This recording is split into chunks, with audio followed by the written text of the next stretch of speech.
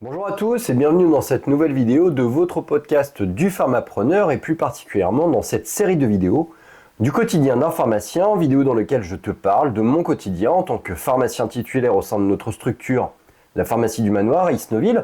Je te parle également de mes interactions avec mes collègues et amis du groupe des Avengers avec lequel nous travaillons régulièrement sur différents laboratoires, génériques, grossistes. Je te parle également de mes interactions avec mes amis également sur lequel je suis investi, Max au niveau de la pharmacie des Emmurés, Hélène et Alexis qui sont dans les pharmacies de Pavie. Bref, je te parle de mon quotidien, de mes problématiques, des solutions parfois que je trouve, des projets que je mène. L'idée, c'est de nous dynamiser, d'échanger, de trouver des solutions ensemble. Finalement, de mettre du lien dans une profession où, bien souvent, nous sommes un peu isolés au sein de nos pharmacies. Bref, alors commençons cette semaine par le lundi, traditionnellement, voilà. Donc le lundi, j'ai dû arriver un petit peu plus tôt pour faire l'ouverture de la pharmacie. Rangement des commandes, classique, mise en route de la pharmacie, checkage du robot, checkage également des différents items au niveau du logiciel. Dans cette journée du lundi, on a été amené, alors la semaine dernière, on a eu un début de réflexion au niveau de l'organisation de notre réserve, avec un petit pointage où j'ai trouvé qu'il y avait une dérive au niveau de notre volumétrie de stock, et surtout en fait un problème notable en ce qui concerne le remplissage de notre réserve haute, celle que l'on a à l'étage, versus parfois ce qu'on a en comptoir. J'ai trouvé que bien souvent en fait mes collègues avaient tendance à monter à l'étage pour aller chercher des produits qui en temps normal devraient être en bas. Je sais que ça en énerve certaines, je sais que d'autres en fait n'en ont clairement rien à foutre. Et je trouvais ça pertinent en fait pour celles qui sont intéressées, je dirais, par ça, et qui sont pénalisées aussi par ça, de taper un petit peu dedans, de taper dans la fourmilière et d'essayer de réorganiser ça ensemble sur le principe d'un projet de co-construction mené à bien avec les personnes qui ont cette espèce de logique organisationnelle, de façon à embarquer par défaut celles qui ne l'ont pas, cette logique organisationnelle, et puis surtout revenir à un état de base qui permet à notre niveau de dire écoutez, voilà, là on est au clair, maintenant il ne doit plus y avoir de dérive. Bref, ce lundi a été l'un des premiers jalons avec un constat, vérifier un petit peu où est-ce qu'il y avait des erreurs, où est-ce qu'il y avait du surstock, où est-ce qu'il y avait des problèmes de rangement, un espèce d'état des lieux. Le lundi a été également le moment où on a commencé à faire un petit point sur la gestion avec la SPC, donc ça fait à peu près une semaine qu'on est en gestion avec la SPC. On a commencé à percevoir un certain nombre de remboursements, plus ou moins cohérents, donc on a essayé de comprendre comment fonctionnait économiquement la SPC de façon à pouvoir établir et suivre graphiquement nos comptes, et puis éviter évidemment les incidents de trésorerie. Mon collègue a fait une grosse discussion avec l'une des représentantes de la SPC pour pouvoir comprendre ça. Moi, de mon côté, j'essaye de voir un petit peu comment ça se passe, le retraitement des différents dossiers. En parallèle de tout ça, mon équipe fait un gros travail pour la récupération des crédits, des avances, des mutuelles, etc. On organise également la communication et la transmission des différentes pièces nécessaires au travail de la SPC. Bref, on commence à rentrer dans, je dirais, la co-construction, encore une fois, du projet Sécu mutuel qu'on a voulu mettre en place avec la SPC. Cette journée du lundi a été également l'occasion pour moi et avec Marc-Antoine de discuter un petit peu de deux projets, un projet d'ordre pharmaceutique dont je te parlerai un petit peu plus tard, et puis un projet d'ordre, je dirais, plus patrimonial, qui est celui en fait tout simplement de la rénovation de la maison qu'on a achetée, de façon à pouvoir la mettre d'équerre, voir un petit peu comment on allait s'organiser dans le temps. Bref, voir un petit peu quelles en étaient les différentes, je dirais, thématiques temporelles. J'en ai profité également sur cette journée du lundi pour préparer mon rendez-vous avec Procter & Gamble qui aura lieu le lendemain, mardi. Le but, tu le sais, c'est vérifier un petit peu les commandes qui restent à livrer, vérifier également les marchés qui doivent être ouverts, vérifier si je n'ai pas besoin de réassort, collecter également les commandes pour les rétrocessions. Bref, faire mon rôle de pilier décisionnel sur le laboratoire Procter & Gamble. J'en ai profité également pour faire une visite de la maison, faire pas mal de photos pour essayer de comprendre un petit peu qu'est-ce qui restait à faire, qu'est-ce qui pourrait être fait. Et puis j'en ai profité également pour communiquer avec mon thésard, Clément, qui m'a demandé un certain nombre de questions par rapport à sa thèse. Alors j'ai lu les différents éléments de sa thèse, bien évidemment, et donc déjà je lui ai fait un premier retour sur ce que j'avais reçu, et puis je lui ai transmis également les différentes coordonnées de Frédéric Guédon, notre comptable, mon comptable, celui qui nous suit dans tous mes projets un peu fous, qu'ils soient professionnels ou personnels. Clément avait un certain nombre de questions à lui poser par rapport à la réalisation de sa thèse sur le BFR et l'intérêt du BFR, auquel je pense que Frédéric seul avait véritablement la question. Moi, cela dépassait mon niveau de compétence et donc je les ai mises en relation. Ensuite, la journée du mardi, je dirais, s'est passée d'une manière tout à fait normale. Mon collègue Marc-Antoine est arrivé dans l'après-midi, on a pas mal échangé, on a pas mal avancé. Moi, pour ma part, je prépare également la mise à jour des prix de vente TTC. Ça, c'était un objectif que j'ai pour le milieu fin de semaine. Et puis, du comptoir, bien évidemment, parce que l'activité, elle reste malgré tout présente, avec notamment la finalisation de notre item Anticipe hors d'eau. Fin de journée, tout simplement, une petite course à pied, comme d'habitude, histoire de se vider la tête. Mardi, dépôt des enfants à l'école, classique, petit passage au marché et ouverture de la pharmacie parce que ma collègue Noémie était partie pour faire sa journée de formation dans le cadre de son DU orthopédie. Réalisation du rendez-vous avec le laboratoire Procter & Gamble qui a pris grosso modo 30-40 minutes avec le passage de commandes sur tout ce qui est Clearblue, sur tout ce qui est Oral-B et également un petit réassort. On en a profité également pour faire un point avec Marlène qui est notre responsable du pôle préparateur-préparatrice de notre structure.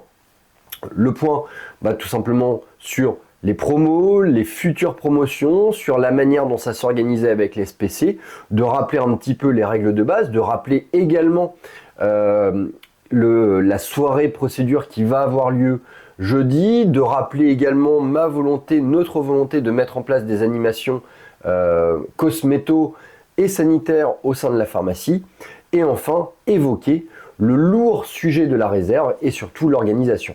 Alors une discussion de 20-25 minutes avec Marlène autour d'un projet qu'on construit où pendant 2-3 semaines on va fonctionner avec 2 opératrices qualifiées qui vont remettre en charge je dirais la réserve. Donc le but, faire une analyse terrain de notre pharmacie front-off, vider le plus possible la réserve, organiser, réorganiser, réagencer notre espace réserve, le vider et le réagencer. Le but, bien évidemment, c'est d'optimiser notre stock pour les échéances des inventaires que l'on réalise sur la période juillet-août, vider notre volumétrie, optimiser nos ventes et au bout de ces 2 à 3 semaines, attendre le go de ces 2 opératrices qualifiées.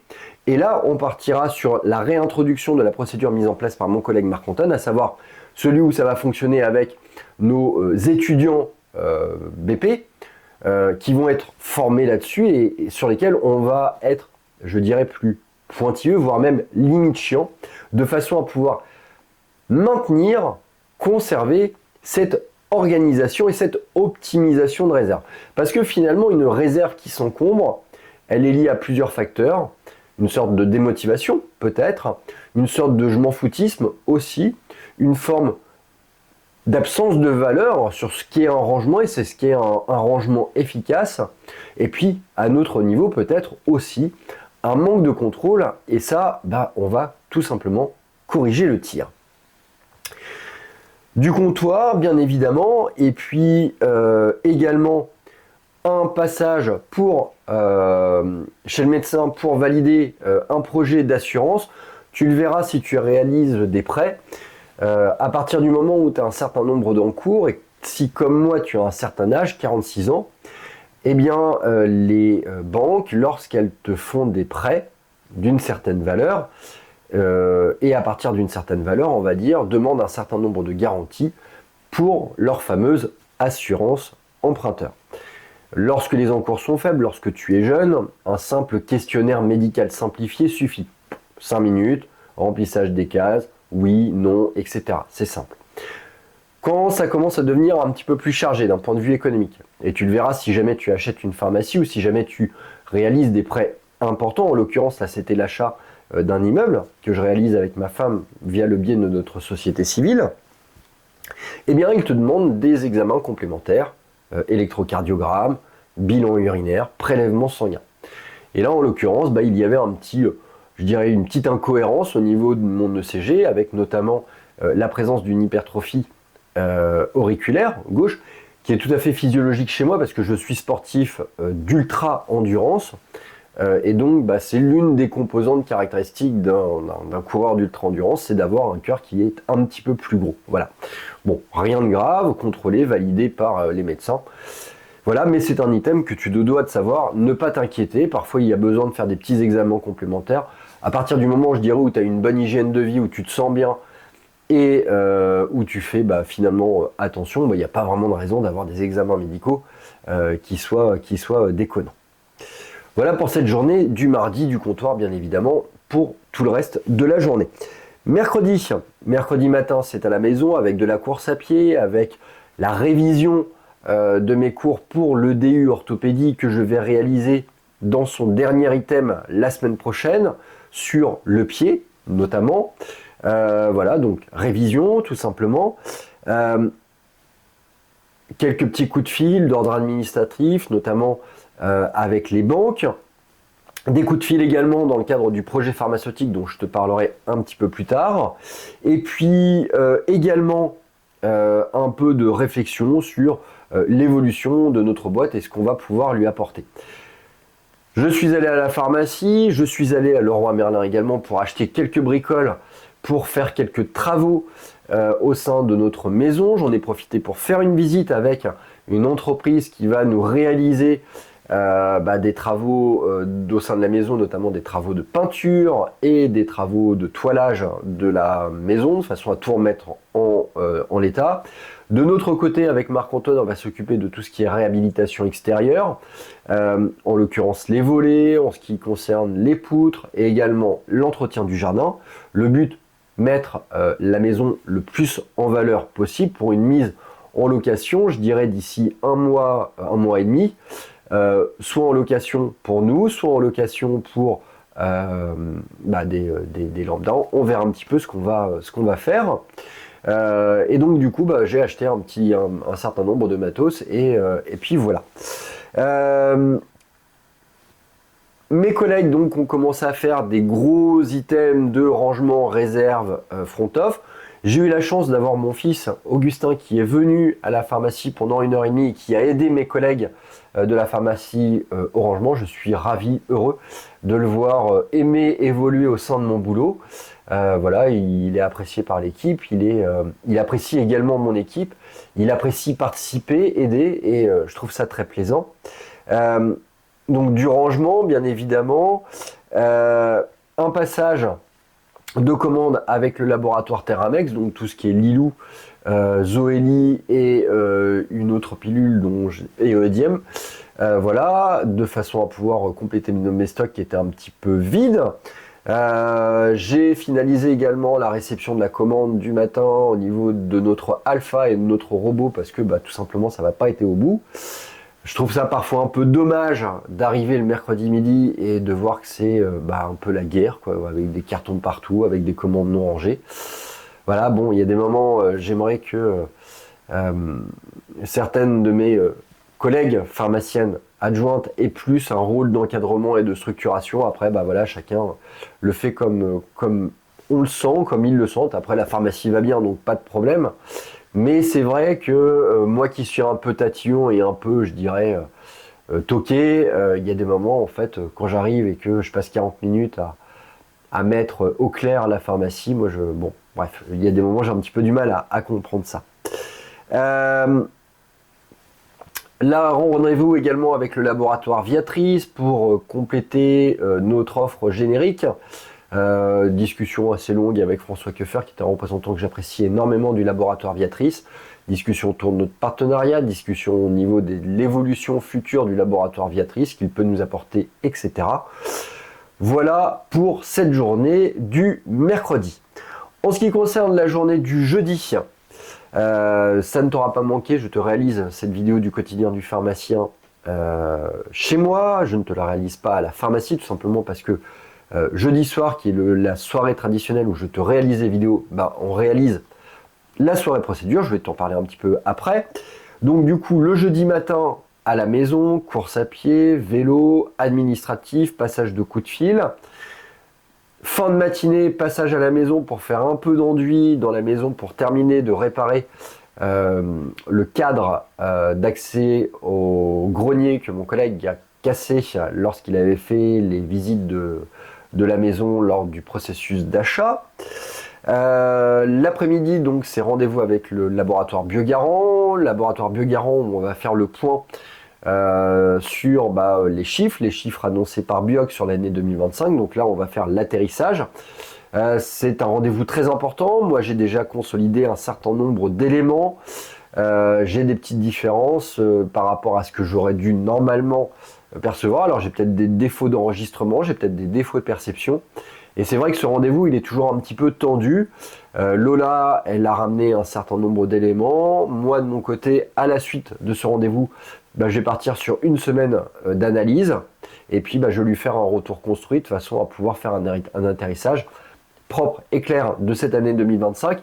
Le gros item là, qui m'embête avec notre partenariat avec le laboratoire Biogarant, c'est tout simplement le retard à l'allumage dans la perception des prestations commerciales attendues par le laboratoire Biogarant. Alors j'espère que c'est juste un retard à l'allumage et que ça sera largement compensé par la suite. Mais ça reste quelque chose de très questionnant et qui va alimenter forcément notre discussion.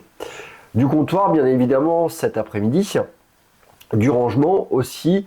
J'en profite lorsque j'ai un petit peu de temps pour faire quelques laboratoires au niveau de la mise à jour des prix de vente TTC. Et puis, je dirais, le gros item de cette journée du jeudi, c'est cette fameuse soirée procédure qu'on a voulu mettre en place avec Marc-Antoine. Le but, c'est de rappeler devant toute l'équipe quelles sont les différentes procédures qui font la qualité de notre pharmacie, qui font que tout le monde doit travailler à peu près de la même manière, faire une sorte de remise au point, et puis aussi une espèce de discussion, d'échange, pour faire évoluer des procédures qui parfois, en fait, ne sont peut-être plus justifiées ou ne sont peut-être plus adaptées, avec la sollicitation de la part d'une partie de notre équipe sur une vision peut-être plus, je dirais, plus terrain que la nôtre. Alors nous, c'est vrai qu'on est très administratif, on va être très sensible à l'optimisation du temps, mais parfois, en fait, notre vision, je dirais, administrative, stratégique, est peut-être pas forcément cohérente avec la vision terrain. Et c'est vrai que cette soirée procédure, c'est le gros moment pour pouvoir permettre de mettre tout ça à plat ensemble. Voilà donc pour cette semaine du pharmapreneur. Voilà, bon, pas de problème notable, pas de soucis particuliers à évoquer. J'espère qu'elle te sera utile et puis n'hésite pas à commenter cette vidéo et puis à t'abonner à cette chaîne. Je te dis à très bientôt pour une prochaine vidéo sur ton podcast, Le Pharmapreneur, le seul podcast où l'on parle entrepreneuriat et gestion officinale.